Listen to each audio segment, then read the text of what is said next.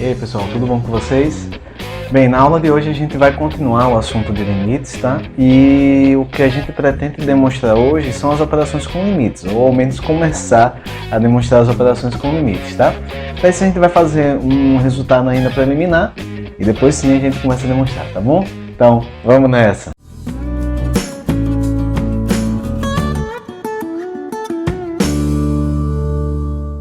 Bem pessoal, como eu já falei, hoje a gente pretende demonstrar as operações com limites, tá? Para isso eu vou precisar ainda, eu já demonstrei um resultado na aula passada, no final da aula passada, que a gente vai precisar aqui, e eu vou precisar agora de outro, né? Que eu até chamei de lema, porque aparentemente assim, a gente só vai usar na demonstração das operações com limites, tá? Então esse lema diz o seguinte: seja A um ponto de acumulação de x, né, isso para definir o limite, quando x tende para A, e g é uma função de x em R, tá? Se o limite da g de x quando x tende para A é diferente de zero, então deve existir uma constante k e um delta suficientemente pequeno, tais que, para todo x no domínio, eu tenho que o módulo da g de x é maior do que k, sempre que o x estiver suficientemente próximo de A, né, não me interessando quando x é igual a A, tá certo? Então, na aula passada a gente terminou mostrando que se a função possui limite quando x tende para A, então perto de A ela é limitada. Agora eu estou mostrando que se o limite não é zero, eu consigo uma limitação perto de A, né, não me interessa o A, uma limitação por baixo, né, digamos assim, do módulo da função. Olha, então a ideia, pessoal, é simples. Eu vou fazer aqui a ideia da demonstração e depois a gente vai para a demonstração, tá? Bem, suponha, por exemplo, você tem o A, né, e o limite da G é um M que não é zero. Um limite que não é zero. O que acontece é o seguinte: se eu tomo epsilon igual a m sobre 2, nesse caso o m eu estou considerando positivo, né? Estou pegando ele aqui em cima. Se o m fosse negativo, eu ia pegar o módulo de m sobre 2, tá? Então, quando eu pego o m sobre 2, o que é que eu sei? Olha, quando eu pego esse cara menos esse epsilon, esse m menos esse epsilon, isso dá m sobre 2. Mais uma vez, se o m fosse negativo, eu estaria com o módulo, tá? Não teria problema. A gente vai fazer na demonstração com o módulo, mas aqui é para ter ideia. O que acontece é que, e aqui eu ia ter, sei lá, 3m sobre 2, o que não me interessa muito. E aí, tomando o epsilon dessa forma, como o limite quando x tende para A é igual a m, tá? Então existe um delta tal que quando x está aqui, né? Quando x está aqui, não me interessando necessariamente o A, vou botar uma bolinha aberta, aqui é A mais delta, aqui é A menos delta. Quando x está aqui no meio, a g de x deve estar por aqui, né? A g de x deve estar daqui para cima. De qualquer forma, eu sei que eu consigo sim um k que limite a g de x, tá? Mais uma vez, aqui está em módulo, tá? Porque poderia ser negativo e nesse caso eu usaria o módulo da m sobre 2, do m sobre 2, tá? Que é como a gente vai demonstrar, tá? Então, eu fiz daquele jeito só para ter ideia, tá, pessoal? Então, consideremos epsilon igual ao módulo de m sobre 2, tá? Bem, como m não é zero, então como m não é zero, o módulo dele certamente é positivo, então esse módulo de m dividido por 2 é positivo, ou seja, esse epsilon é positivo. Eu preciso me certificar disso, tá? Porque na definição do limite eu não posso tomar epsilon igual a zero. Então, como m, aqui onde está já a hipótese, tá? Como m não é zero, esse epsilon definido dessa forma não é zero. Uma vez que o limite da g de x quando x tende para A é igual a m, deve existir um delta positivo, tal que para todo x no domínio, se o x está suficientemente próximo de A, né, numa distância menor do que delta, e não me interessa quando x é A, o que é que vai acontecer? O módulo de g de x menos m, tem que ser menor do que o epsilon. Nesse caso eu tomei um epsilon específico, que é esse. Mas veja, olha, eu tenho essa desigualdade modular. O módulo de g de x menos m é menor do que o módulo de m sobre 2, tá? Isso implica em quê? Isso implica Isso implica que o g de x está entre m menos o epsilon e m mais o epsilon, né? O g de x está entre m menos o epsilon, m mais o epsilon, tá certo? Lembre que esse camarada aqui, esse camarada aqui é o epsilon. Então é m mais epsilon, m menos epsilon, né? A gente já repetiu essa coisa mais de uma vez. Tá certo, pessoal? Bem, e aí eu dividi em casos aqui, porque de fato só para tentar eliminar um módulo, né? Se o m é positivo, o módulo de m é o próprio m. Se o m é positivo, o módulo de m é o próprio m, e aqui eu tenho m sobre 2, beleza? O m sobre 2 é positivo, ok? Certo? Espero que vocês não atrapalhem. Se o m é positivo, então o módulo de m é o próprio m, e aqui, isso aqui se torna m sobre 2, porque eu tenho m menos m sobre 2, né? Nesse caso, então, fica m sobre 2. Só que o m sobre 2 é positivo. Então, 0 é menor do que o m sobre 2. O m sobre 2, nesse caso, que eu estou considerando o m positivo, é igual a isso. Isso daqui é menor do que g. E g, mais uma vez, pense que o m aqui é positivo, então o módulo de m é o próprio m. Então, isso dá 3m sobre 2. Isso aqui é exatamente no desenho que eu fiz anterior, né? Porque eu estava considerando ali o m positivo. A g estava entre m sobre 2 e 3m sobre 2, beleza? No caso do m negativo, olha o que acontece. No caso da m negativo, o módulo de m, tá? Deixa eu só apagar os outros para você não atrapalhar. Eu estou no caso do m negativo, né? Pronto. Eu estou nesse caso agora, tá bom, pessoal? Do m negativo. Então, o módulo de m é menos m. Então, isso aqui dá menos m sobre 2, que dá m sobre 2. Já esse cara aqui, né, vai ficar m menos, mas o módulo de m é menos m sobre 2, tá? Isso aqui dá m mais m sobre 2, que dá 3m sobre 2. Nesse caso do m negativo. Veja o que é que eu tenho? 3m sobre 2 menor que g, menor do que m sobre 2, e como o m é negativo, o m sobre 2 é negativo também. Beleza? Tranquilo? Bem, de qualquer forma, tanto por aqui, tanto por aqui, eu consigo provar que o módulo de g é maior do que o módulo de m sobre 2. Se você não estiver percebendo, é só você olhar, olha, aqui é tudo positivo, então passar o módulo fica do mesmo jeito, porque eles são positivos, então o módulo dele é ele mesmo. Então aqui passar o módulo ele vai ficar exatamente do mesmo jeito. Já no de baixo, preste atenção, já no de baixo, eles são todos negativos. Então passar o módulo aqui significa multiplicar por menos 1. Quando eu multiplicar por menos 1, todas as desigualdades vão inverter. Então passar o módulo aqui é multiplicar por menos 1, eu iria inverter todas essas desigualdades. Então eu teria 0 menor que o módulo de m sobre 2 menor que o módulo de g. E isso aconteceria de qualquer forma. Tá? Eu poderia talvez até ter feito um desenho desse tipo, com um negativo lá, para tentar deixar mais claro. Tá? Mas a ideia é essa, tá, pessoal? Bem, então, pessoal, no caso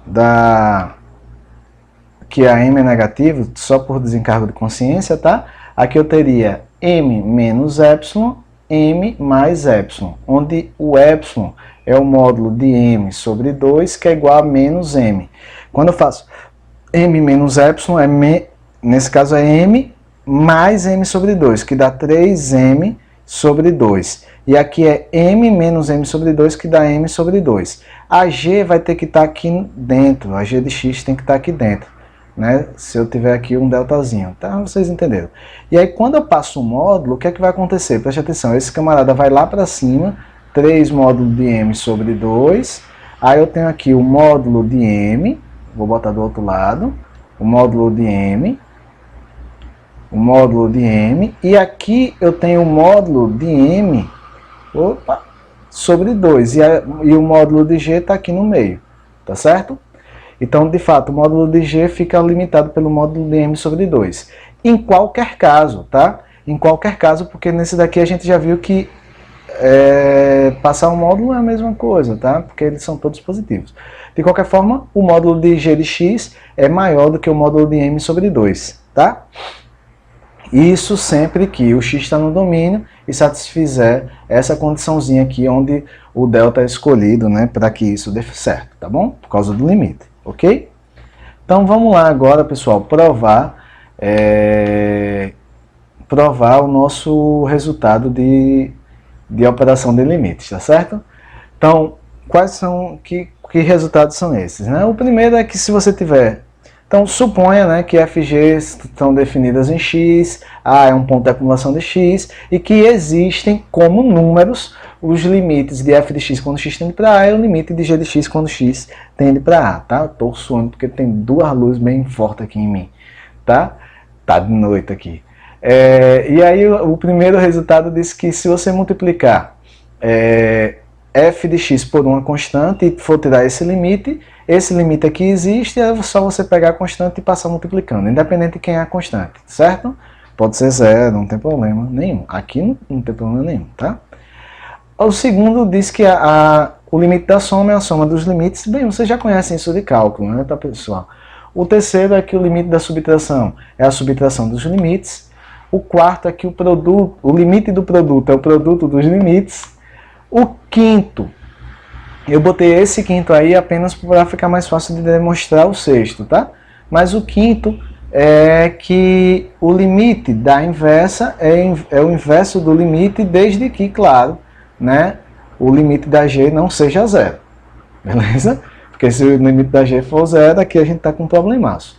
Da mesma forma, o limite de maneira similar, né, o limite da divisão é a divisão dos limites, desde que o limite do denominador não seja zero. Tá bom, pessoal?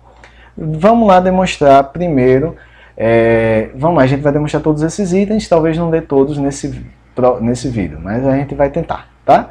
Então a primeira coisa é que se você multiplica por uma constante, a constante pode sair do limite aqui multiplicando, tá? Para facilitar, pessoal, a notação, eu vou chamar de L o limite da f e de M o limite da g, tá certo? Veja só, eu quero provar que esse limite é igual a c vezes L, concorda? Não é isso que eu quero provar? Então o que eu quero? O que eu quero é que para todo epsilon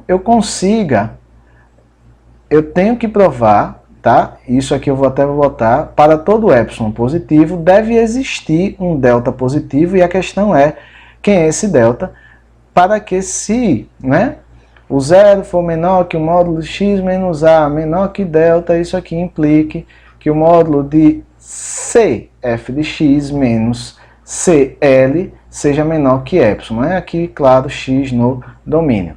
Beleza. Então, eu quero, dado um epsilon, eu quero determinar esse delta. O que é que eu tenho que fazer? Por que eu estou fazendo esse rascunho aqui, pessoal? E não é ideia geométrica, é rascunho mesmo.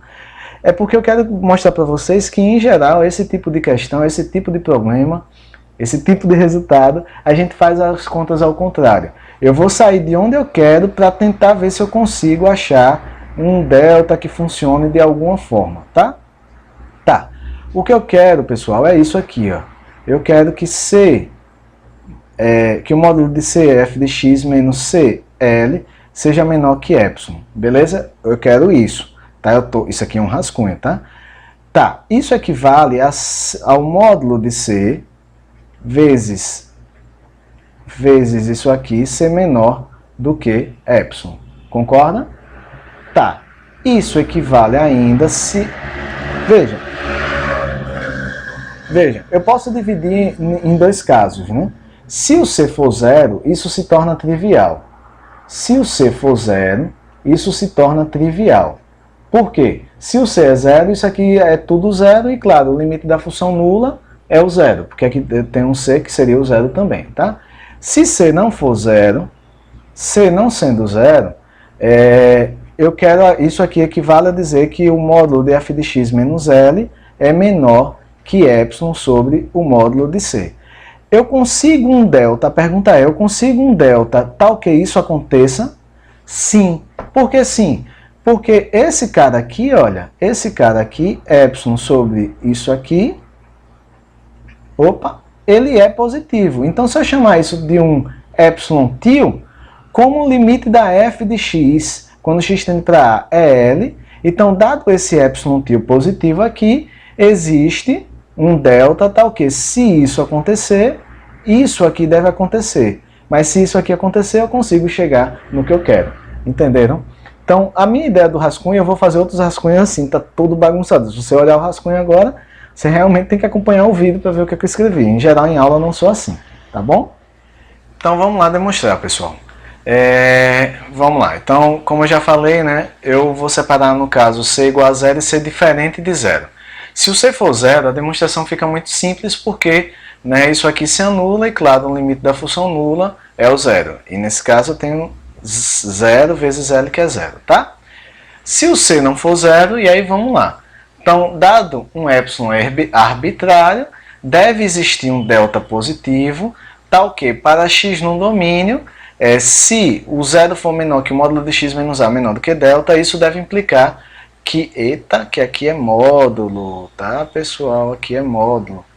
Isso deve implicar que f de x menos L é menor que epsilon sobre um módulo de C, tá bom? O módulo de C. Tá, isso aqui deve acontecer porque o limite da f é L. Então, se eu chamo isso aqui de epsilon tio, né? Se eu chamo isso aqui de epsilon tio, claro, deve existir um delta tal que essa diferença seja menor do que esse epsilon tio, que nesse caso é esse valor aqui, tá?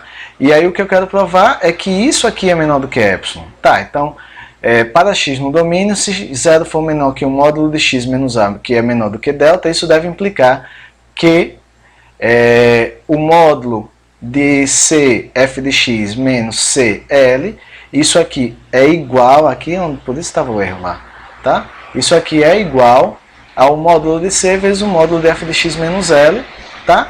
E esse camarada aqui, né? Esse camarada aqui, olha, é igual a esse, né? Ele é menor do que C sobre módulo de C. Aqui é para ter módulo e aqui é para ter módulo, tá? Então, o que foi que eu provei? Que se o zero for menor que o módulo de x menos a, que é menor do que delta, isso aqui implica que o módulo de C f de x menos CL é menor do que epsilon, tá bom? Então, o que eu provei, na verdade, é que o limite de C vezes f de x quando x tende para A é igual a C vezes L, tá bom? Né? O limite de C vezes f de x quando x tende para A é igual a C vezes L, tá bom? Então, vamos lá agora provar a soma dos limites, tá? Mais uma vez eu vou fazer um rascunho aqui, tá, pessoal? Vejam, o que eu quero é limitar isso aqui, né? Por um epsilon. F de x mais g de x menos L menos M, né? Por quê? Né? Porque eu estou dizendo que o limite da soma é a soma dos limites, né? Lembrando que eu estou chamando isso aqui de L e isso aqui de M.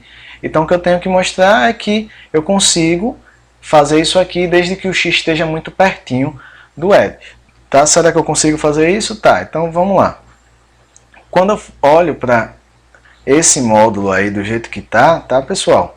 Pela desigualdade triangular, isso aqui é menor ou igual que o módulo da f de x menos L, porque eu juntei esse cara com esse, tá? Mais o módulo da g de x menos M, tá? Lembre que a desigualdade triangular, o módulo da soma é menor ou igual que a soma dos módulos, tá? Essa é a desigualdade triangular. Então aqui eu tô vendo isso aqui, né?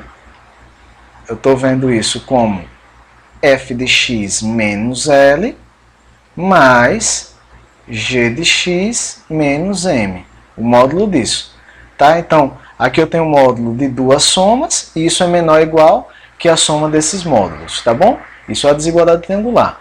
A questão é que eu posso fazer esse cara, tanto esse quanto esse, menores do que o valor que eu quiser, tá? Então, eu me atrapalhei, eu posso fazer esses valores aqui tão pequenos quanto eu queira. Então, eu vou fazer tanto esse quanto esse menores do que epsilon sobre 2. Eu posso fazer isso. Eu posso considerar essa diferença aqui tão pequena quanto eu queira, né? Bastando tomar o x bem pertinho do A. Tá? Não importa o x igual a A, mas vocês estão entendendo. Esse aqui é meu rascunho. Tá? Então, eu vou pedir dado um epsilon positivo, eu vou pedir um delta tal que isso aqui seja menor que epsilon sobre 2 e isso aqui também seja menor do que epsilon sobre 2. Aí você pensa, ah, Clécio, mas, pô, como são duas funções diferentes, deveriam existir dois deltas diferentes. Sim, existem dois deltas diferentes e eu pego o menor dos dois, tá certo? Então vamos lá para a demonstração. Dado o epsilon arbitrário, como o limite da f é L e o limite da g é M, não esqueça disso, devem existir dois deltas, um delta 1 e um delta 2, tais que, para x no domínio, se o zero for menor que o módulo de x menos a menor do que delta 1, isso implica que a diferença de f de x menos L, o módulo disso, é menor do que epsilon sobre 2. Tá? Eu posso, porque essa diferença é tão pequena quanto eu queira, né? Ou seja, menor do que qualquer epsilon tio. Eu estou chamando de epsilon tio esse epsilon sobre 2, tá? Da mesma forma, deve existir um delta 2, tá o quê? Se zero for menor que o módulo de x menos a e é menor do que delta 2, isso implica que o módulo de g de x menos m é menor do que esse epsilon sobre 2, que mais uma vez eu poderia ver isso como um epsilon tio, e o epsilon, eu posso pegar isso aqui tão pequeno quanto eu queira, tá bom? E aí, tomando o delta como o menor dos dois deltas, se o zero for menor que o módulo de x menos a menor do que esse delta, que é menor do que os dois deltas, então aquelas duas coisas tinham que acontecer. Que duas coisas? Que o módulo de f de x menos L é menor do que epsilon sobre 2 e que o módulo de g de x menos m é menor do que epsilon sobre 2 também. E aí eu uso a desigualdade triangular, né? O módulo de f mais g de x menos L menos m é menor ou igual, né? Mais uma vez, né, eu pego f com menos L, é menor ou igual que o módulo de f de x menos L, mais o módulo de g de x menos m, mais o módulo de g de x menos m. Aí, esse cara é menor do que epsilon sobre 2 e esse cara é menor do que epsilon sobre 2. Então, essa soma dá menor do que epsilon. Então, o que foi que eu provei?